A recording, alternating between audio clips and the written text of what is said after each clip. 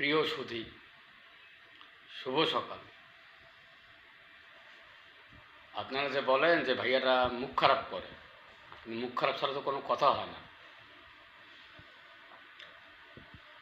আজকে একটা ভালোবাসার দিন।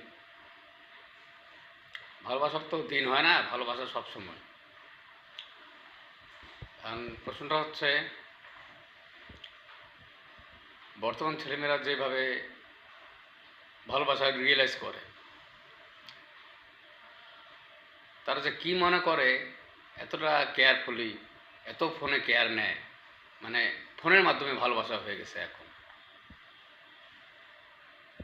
ফোনে কেয়ার নিতে নিতে কখন যে কার কেয়ারটেকার হয়ে গেছে, এই চুদির ভাইও বোঝে না, ওই চুদনোরানিও বোঝে না। তবুও বলি, ভালোবাসার জয় হোক। Happy valentine. কাট।